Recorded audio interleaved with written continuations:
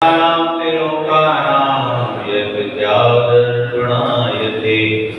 वर्तमान सागर नायक 1008 महावीर स्वामी भगवान की जय हो।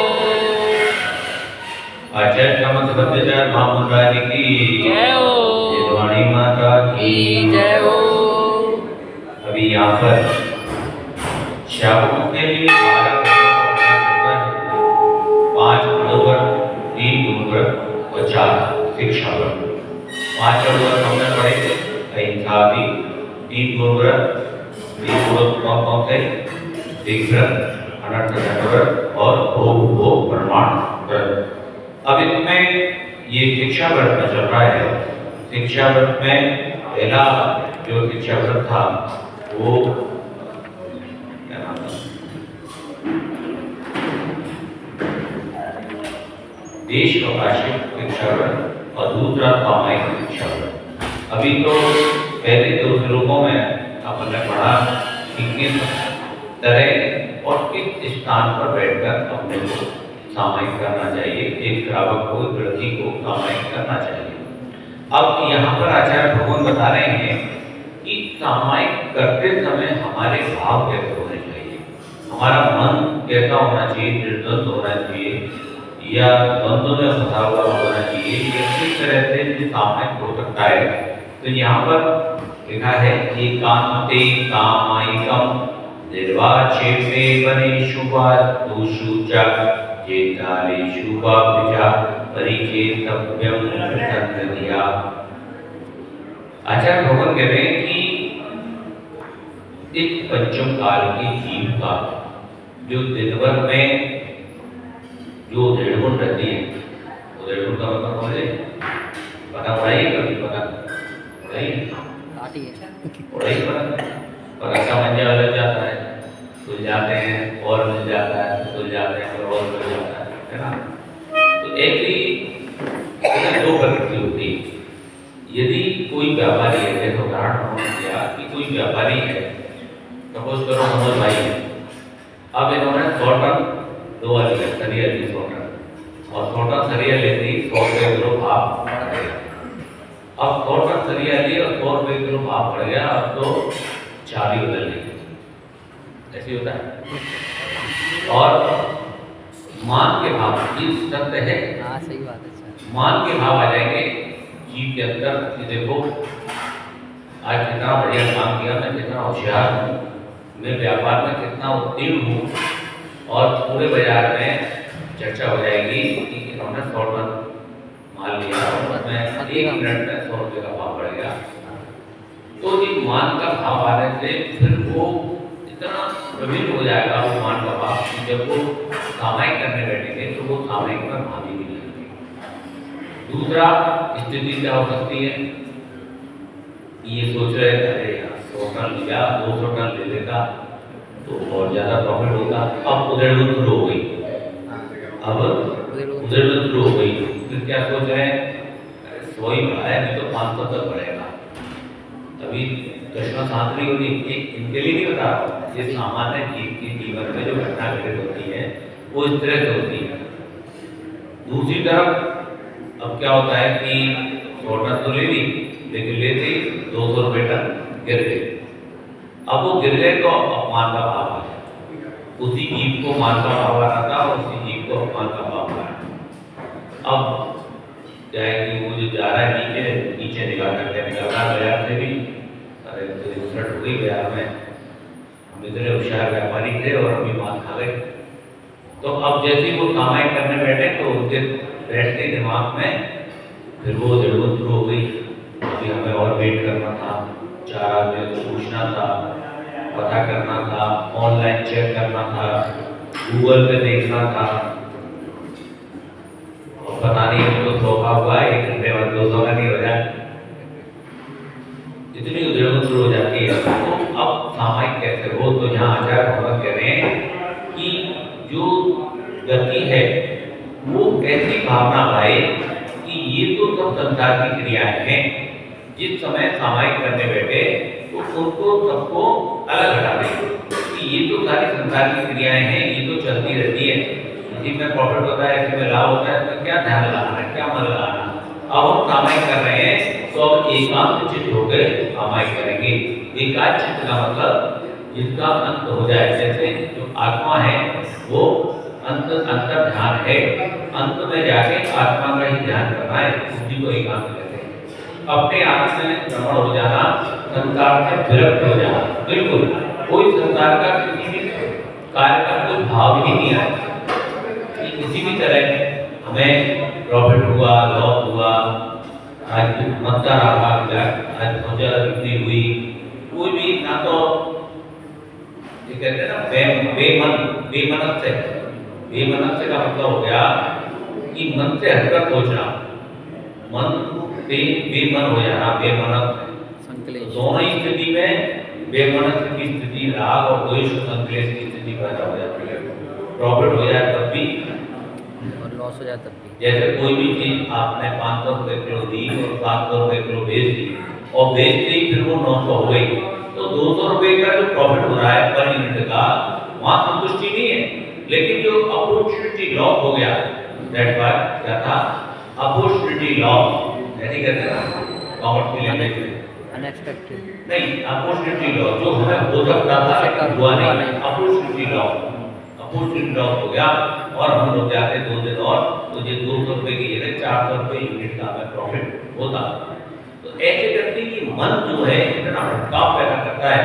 उन्होंने आचार्य भगवान ने कहा कि जिस समय तुम सामायिक करो, इस मन को संकुचित करो, वहीं पर लेकर आओ अंतर ध्यान में। तो बोले आत्म ध्यान होना तो बहुत मुश्किल है तुम्हारे लिए, जैसे ही तुम ध्यान में बैठोगे वैसे युद्ध शुरू हो जाएगा। उन्होंने कहा पंच परमेष्टि के गुणों की वंदना करो। क्या करो? सामायिक में पंच परमेष्टि के गुणों की वंदना करो। जिससे पंच परमेष्टि के गुणों की वंदना करोगे तो संसार तुम्हारा मन ध्यान अलग होगा। तो यहाँ पर ये क्योंकि सामायिक कहना सरल है लेकिन करना सरल नहीं है। सामायिक एक बहुत कठिन प्रक्रिया है, जटिल प्रक्रिया है और बहुत अभ्यास के द्वारा ये हो पाती है। और पंचम काल में तो और भी मुश्किल है। चतुर्थ काल में तो ध्यान आदिनाथ भगवान या बाहुबली भगवान एक साल का कितना वर्णन आता है। अपने ध्यान में लीन रहे, तपस्या करते रहे, इतनी तपस्या करी कि उनके शरीर में जो लताएं हैं वो घूम गई। तो ये तो चतुर्थ काल में तो संभव है, लेकिन पंचम काल में 2 मिनट का भी ध्यान लगाना बहुत कठिन है। 2 मिनट का भी ध्यान लगाते ही मन में क्या हो जाएगा? बेमनस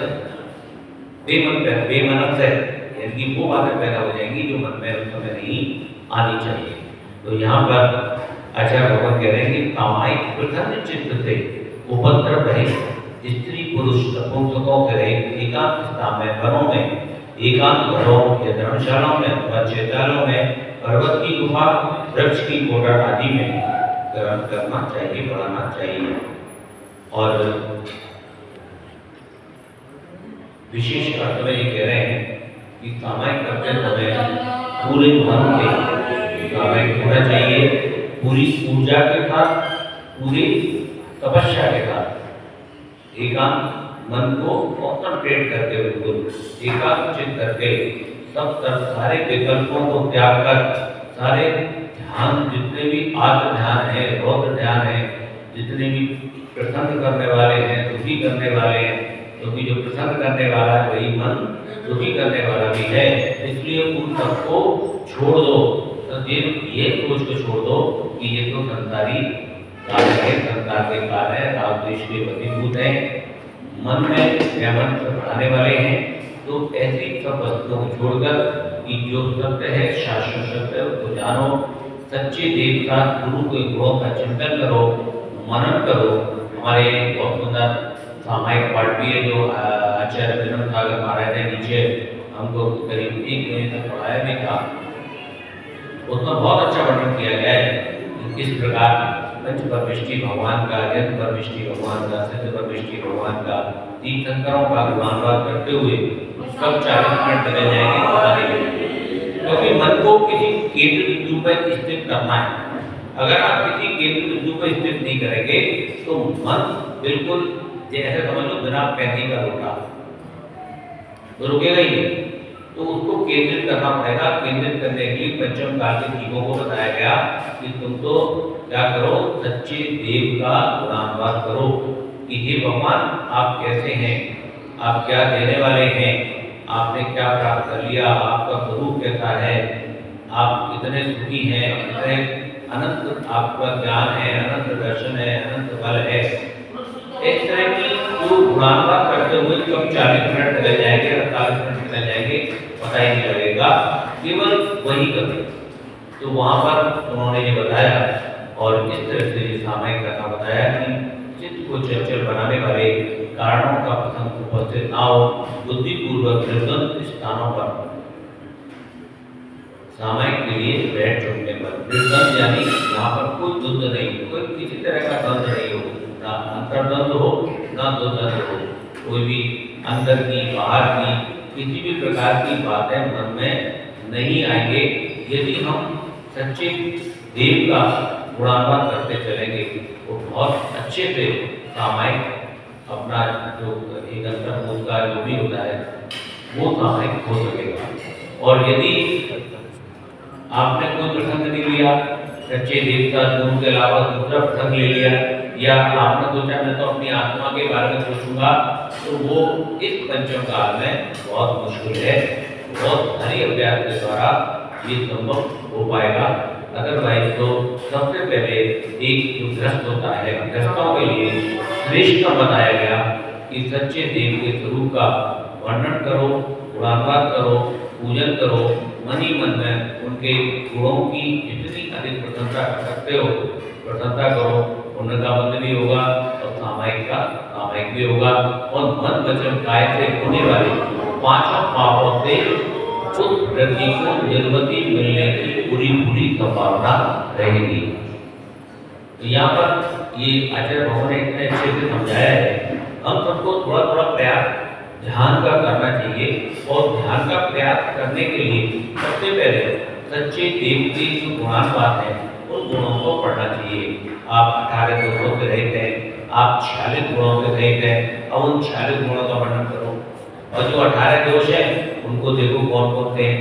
यदि ये 18 दोष आप रहित हैं तभी मेरे लिए पूज्य हैं, यदि इनमें से एक भी दोष उपस्थित है तो मेरे लिए आप पूज्य नहीं है। तो ऐसे हमारे भगवान जन्म के समय अतिशय कौन से होते हैं, केवल देव द्वारा कौन से अतिशय हैं, और केवल ज्ञान के अतिशय कौन कौन से हैं, केवल ज्ञान होने के बाद क्या क्या घटित होता है उसकी प्रशंसा करना, ये सब सामायिक में इस तरह के ध्यान करने से आपका जो मन है वो चंचलता को प्राप्त नहीं होगा, निर्द्वंद रहेगा और बहुत अच्छे से सामायिक की क्रिया शुरू हो जाएगी। बोले शांतिनाथ भगवान की जय हो। क्या वाणी के ज्ञान से सूझे लोकालो, जो वाणी मस्तक सदा दे हे जिनवाणी भारती तो जगो जगत जो देवी जनांग स्वभाव एक जुवरे को देवाने नंद लंबादो सदा यही मुक्ति बोले वाणी माता की जय हो।